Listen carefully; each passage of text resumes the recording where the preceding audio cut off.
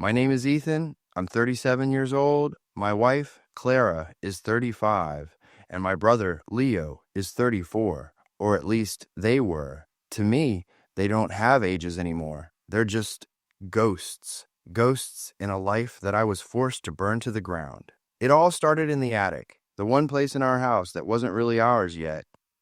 It was just a storage space, filled with forgotten things from before we were us. I was up there on a Saturday, looking for old holiday decorations. The air was thick with the smell of dust and old wood, and in the corner, tucked behind a stack of my college textbooks, was a small, unassuming shoebox. It wasn't mine. It wasn't old Christmas stuff. It was a brand of shoes Clara loved. My first thought was that she'd hidden a gift for me. Our anniversary was coming up. I smiled, feeling a little guilty for snooping. I lifted the lid. There were no shoes inside, just letters, dozens of them, tied together with a faded blue ribbon. They were handwritten, on the kind of beautiful, thick stationery she used for special occasions. Her handwriting is so distinctive, elegant, loopy, a little dramatic. I recognized it instantly, but the name on the first envelope wasn't mine. My dearest Leo. Leo, my brother. My younger brother. The words didn't compute. It was like my brain just refused to process them. My dearest Leo. It had to be a mistake. Maybe it was an old letter she'd helped him write to a girlfriend. A joke. Anything but what it was. My hands were shaking as I untied the ribbon. The first letter I pulled out was dated 3 years ago. My dearest Leo, it began again. I can't stop thinking about last night. The way you looked at me when Ethan was in the other room. It's a secret fire, isn't it? A warmth that only we can feel. I feel so guilty, but I feel so alive. I had to sit down. The floorboards of the attic were hard and cold against my back. I couldn't breathe. It felt like the air had been sucked out of the room, out of my lungs, out of my entire life. I read another one and another. Each one was a dagger, twisting a little deeper. They weren't just letters. They were a detailed, passionate account of a secret life my wife and my brother had been living right under my nose. There were descriptions of stolen moments in our own home. Remember when Ethan went out to get groceries and we danced in the kitchen? I've never felt so free. There were confessions of love, deep, soul-bearing declarations that she had never, not once, said to me. There were plans for a future that didn't include me, a future where they could finally be themselves. And the worst part? The letters were filled with pity for me. They talked about my predictability, my boring stability, the way I provided for her, for them, without ever understanding her soul. I wasn't a husband in these letters. I was an obstacle, a convenience, a fool. I sat there for what felt like hours, surrounded by the evidence of my own stupidity. The sun started to set, casting long dark shadows across the attic. Every happy memory I had of the last 3 years began to curdle in my mind. Every time Leo had come over for dinner, every time Clara had laughed at one of his jokes a little too loudly, every time they'd shared a look I couldn't decipher, it all clicked into place. It wasn't my imagination. It wasn't paranoia. It was real, and I had the proof right here in my hands. Clara and I had been married for 10 years. We met in our early 20s, two people who just seemed to fit.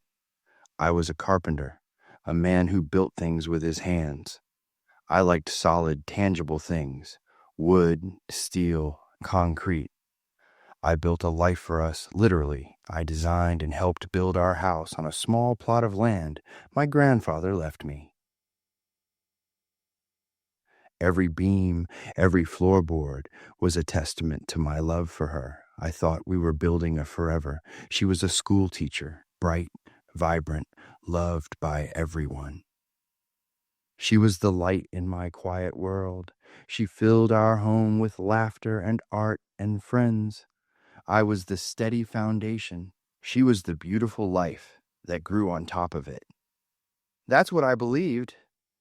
And then there was Leo, my only brother. He was the golden boy, charming, funny, effortlessly cool. While I was the responsible one, the one who stayed in our hometown and built a career, Leo drifted. He'd tried a dozen different jobs, lived in half a dozen cities. He was always broke, always in some kind of trouble, but he always managed to land on his feet, usually with a little help from me. I'd co-signed on his first car. I'd lent him money more times than I could count. I did it because he was my brother. You do that for family. When he moved back to town 5 years ago, I was happy. I thought it would be good for him to have some stability. Clara seemed happy, too. It'll be so nice to have him around, she'd said. You two need to spend more time together. And they did, the three of us. We were a unit, or so I thought. Looking back, the red flags were everywhere, waving so violently in my face that I can't believe I was blind to them. The late-night texts she'd get, smiling at her phone and saying it was just one of the girls from work. The inside jokes between her and Leo that I was never a part of. The way he would casually put his hand on the small of her back when he thought I wasn't looking. I remember one night, about a year ago. We were having a barbecue in the backyard. I was at the grill, and I looked over at the patio table. Clara and Leo were sitting close together, their heads nearly touching as they looked at something on his phone. They were laughing, a quiet, intimate laugh. For a split second, I felt a sharp, ugly pang of jealousy. It was so intense it surprised me. They looked like the couple, and I looked like the guest who was cooking for them. I shook it off. This is Clara, I told myself, my wife. And that's Leo, my brother. You're being crazy. You're insecure. I felt ashamed for even thinking it. How could I let my mind go there? I trusted them. I trusted them both, completely. That trust was the ground beneath my feet. That night, after finding the letters, I came down from the attic like a ghost. Clara was in the living room watching TV, looking as beautiful and normal as ever. She smiled when she saw me. Hey, you were up there forever. Find the tinsel? I couldn't speak. I just stood in the doorway, holding the shoebox. Her smile faded the moment she saw it. Her face went pale. She knew, instantly. What is that? She asked, her voice a thin whisper. I walked over and placed the box on the coffee table between us. I didn't have to open it. She just stared at it, her mask of the perfect wife crumbling before my eyes. Why, Clara? I finally managed to say. My voice didn't sound like my own. It was hollow. Why my brother? She didn't cry. She didn't apologize. She just looked at me, her eyes suddenly cold, distant. You weren't supposed to find those. I wasn't supposed to find them? I repeated, the absurdity of her words hitting me like a physical blow. That's your first thought? Not I'm sorry, not I made a horrible mistake. But you weren't supposed to find them? What do you want me to say, Ethan? She shot back, a defensive anger rising in her. That I'm a monster? That I'm a terrible person? It just happened. Leo and I, we connect. We get each other in a way you and I never did. Every word was designed to hurt, and it worked. She wasn't just admitting to the affair. She was justifying it. She was rewriting our entire marriage as a sham, a loveless arrangement that she had been trapped in. You connect? I said, my voice rising. In my house? In my bed? I couldn't help it. The rage was a hot wave burning away the shock.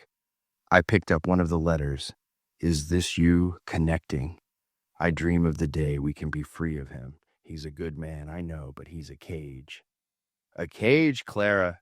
Is that what this house is? Is that what our life is? A cage I built for you? She flinched. For the first time, I saw a flicker of something. Fear, maybe. The reality of her words being read back to her seemed to land. Don't do this, Ethan, she said, her voice shaking slightly. Don't do what?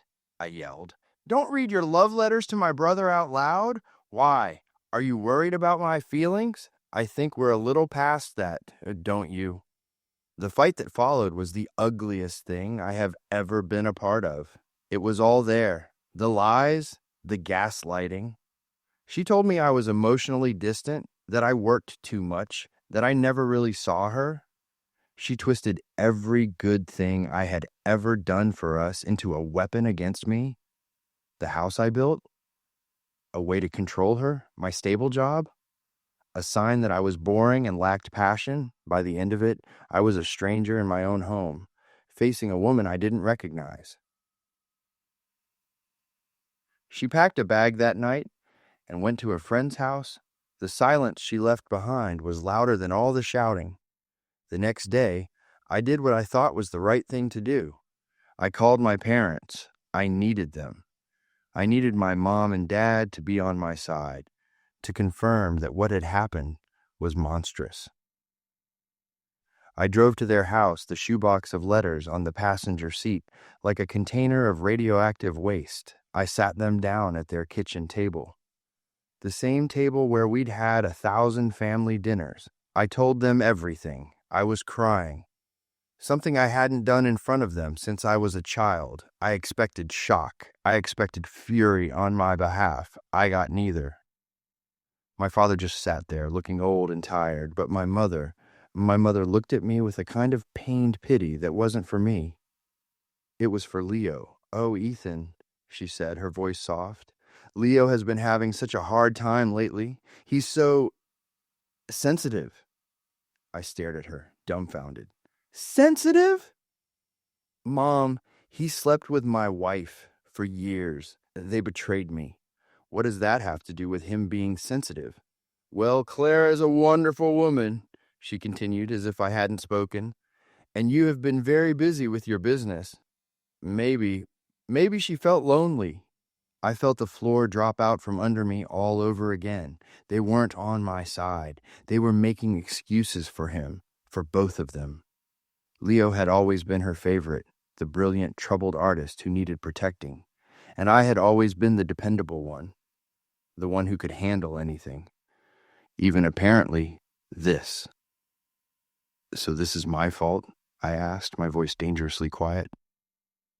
This is my fault because I worked hard to provide for her? For us? No one is saying it's your fault, dear, she said, patting my hand. It's just complicated. These things happen. I pulled my hand away like I'd been burned. I looked at my dad, pleading with my eyes. He just shook his head slightly, refusing to meet my gaze. Your mother's right, son. It's a mess. We shouldn't pick sides.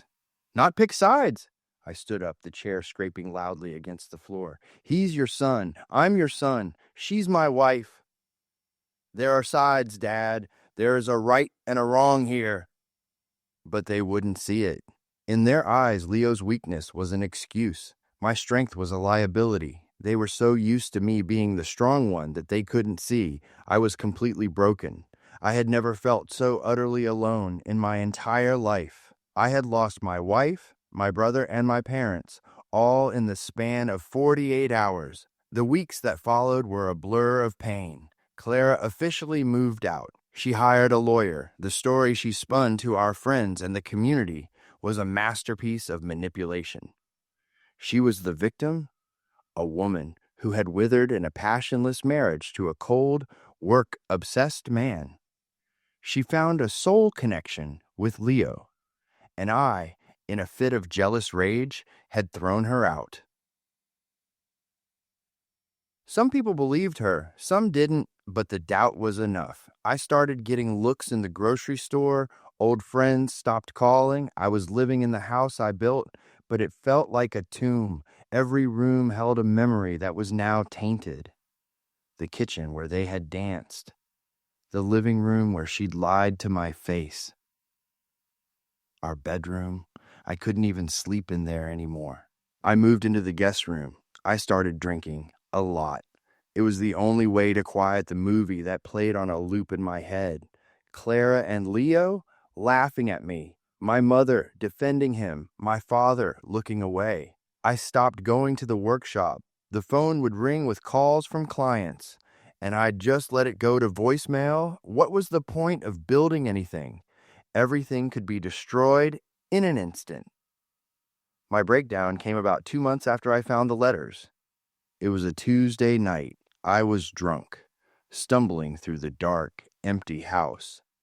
I ended up in my workshop in the garage. I saw a rocking chair I had been making for Clara. It was a surprise for her birthday.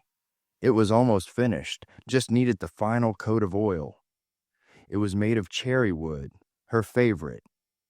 I looked at that chair, and all the love and effort and hope I had poured into it turned into poison. I saw her sitting in it, reading a book, a soft smile on her face, and then I saw Leo standing behind her, his hand on her shoulder. The image was so vivid, so real, that I let out a guttural roar. I grabbed a sledgehammer from the wall and I destroyed it. I smashed that beautiful chair into splinters. With every swing, I was smashing our marriage, my dreams, my own naivety. I kept swinging until there was nothing left but a pile of jagged, unrecognizable wood. I collapsed onto the concrete floor, sobbing, surrounded by the wreckage. That was my rock bottom. Lying on the cold floor of my garage, a broken man who destroyed the last beautiful thing he had tried to create. I don't know how long I lay there, but something shifted in that moment. As the sun came up, the tears stopped. The self-pity started to recede, and in its place, something else began to grow. It was cold and hard and clear. It was anger, but it wasn't the hot, messy anger from before. It was a focused, quiet rage. They thought I was just an obstacle, a boring, predictable man they could easily discard. They thought I would just crumble and fade away. They had misjudged me. I might be a man who builds things, but I also know that before you can build something new, you have to clear the foundations. And sometimes you have to use dynamite. The letters. I had put the box away, unable to look at it. Now I saw it for what it was. It wasn't just a record of their betrayal. It was a weapon. It was their own words, their own private thoughts and feelings. They had given me the blueprint to their destruction. My trigger moment, the one that solidified my resolve, came just before Christmas. My mother, in a misguided attempt at keeping the family together, invited me to their annual Christmas Eve dinner. Clara and Leo will be there, she'd said, as if it were a minor detail. It's time we all started acting like adults. Against my better judgment, I went. I think a small, stupid part of me still hoped for an apology, a sign of remorse. I walked in, and there they were, standing by the fireplace, under the mistletoe my dad had hung every year of my life. Clara was wearing a delicate silver necklace I'd never seen before. Leo had his arm around her. They were laughing with my aunts and uncles. They looked happy, blissfully, unapologetically happy. No one looked ashamed. No one looked uncomfortable. They had been absorbed into the family, and I was the outsider, the awkward guest at a party celebrating my own demise. They hadn't just moved on. They were erasing me. They were rewriting history, and my family was letting them do it. That was it. The last shred of hope for reconciliation died in that moment. I turned around without saying a word and walked out. I went home, and for the first time in months, I didn't reach for a bottle. I went to my office, pulled out the box of letters, and got to work. My revenge wasn't going to be loud or public. I wasn't going to post the letters online or show them to the whole town. That was their style. not mine. My revenge would be quiet, precise, and surgical. I was going to use their own words to poison their perfect love story from the inside out. I spent the next week reading every single letter, but this time, I wasn't reading them as a wounded husband. I was reading them as a strategist. I highlighted passages, I made notes. I started to see the cracks in their soul connection. In her letters, Clara complained about Leo. She loved his passion, yes, but she also worried about his lack of ambition, his inability to hold down a job, his financial irresponsibility. I know you're a free spirit, she wrote in one, but sometimes I worry about our future. I'm used to a certain kind of stability. She was talking about the stability I provided. She was essentially saying, I love you, but I also love the life your brother gives me. And Leo, in the few letters he had written back that were in the box, made promises, big, empty promises. Once my art takes off, one read, we'll travel the world. I'll buy you a house by the sea. You'll never have to worry about money again. He was selling her a fantasy built on my money and his ego. My plan had three parts. Part one was the divorce settlement. Clara's lawyer was arguing that she deserved half of everything, including the house, which she claimed was a joint asset. My lawyer was struggling because she was painting me as the emotionally negligent spouse. So I made a few select copies, not the love letters, the financial ones. Specifically, the ones where Clara talked about helping Leo with money that was, in fact, mine. I was able to give Leo that $5,000 for his business idea, one letter read. I just told Ethan it was for the roof repairs. He doesn't even check the accounts. I handed those copies to my lawyer. Her eyes lit up. This wasn't just infidelity. This was a conspiracy to commit financial fraud. The moment her lawyer saw them, the entire tone of the negotiation changed. Her demands for the house vanished. She settled for a fraction of what she wanted, desperate to keep those letters from becoming public record in a court proceeding. The first crack in their foundation appeared. Suddenly, their great love had a price tag, and Leo couldn't afford it. Part two was for Leo. I knew him. His ego was massive, but it was also incredibly fragile. He needed to be seen as the romantic hero, the one who had won the girl. I picked a very specific letter Clara had written. It was one of the ones where she was at her most concerned. I have to be patient with you, my love, it said. I know you're not like Ethan. You don't have his drive or his sense of responsibility, but I am choosing you. I will help you become the man I know you can be. I made a copy, put it in a plain envelope with no return address, and mailed it to the cheap apartment he was now sharing with Clara. I didn't need to write a note. The letter itself was the message. It reframed her love not as an act of passion, but as an act of pity. It painted her as his savior and him as a charity case. For a man like Leo, that would be a deeper cut than any accusation. It would plant a seed of doubt. Does she love me, or does she just love the project of fixing me? Part three was for Clara. She saw herself as the tragic heroine of a great romance. She left the boring, stable provider for the passionate, unpredictable artist. I needed to shatter that illusion. I chose one of Leo's letters to her. It was the one where he made all those grand promises about a house by the sea, but it also contained a paragraph where he viciously mocked me. He called me a workhorse, a plodding fool who wouldn't know real passion if it hit him in the face. I sent a copy of that letter to Clara at the school where she worked. Why? Because now, living in a cramped apartment with a boyfriend who was struggling to pay his half of the rent, those promises would ring hollow, and his insults toward me wouldn't sound like the bravado of a romantic rival anymore. They would sound like what they were, the bitter jealousy of a man who resented his brother's success. It would force her to see that the passion she chose was tangled up with petty envy and insecurity. I fired my shots and then I went silent. I focused on myself. I sold the house. It hurt, but it was necessary. I couldn't heal in a place so full of ghosts. I moved to a small apartment across town and slowly started rebuilding my business and my life. About 6 months later, I heard through a mutual friend that it was over. Clara and Leo had had a massive, explosive breakup. The friend said it was about money, about jealousy, about broken promises. They said Clara had accused Leo of being a lazy child, and he had accused her of always comparing him to Ethan. Their great secret love, the one they had sacrificed my heart for, couldn't survive the light of day. It couldn't survive the pressure of real life. Their bond was forged in the thrill of secrecy and the shared delusion that they were special.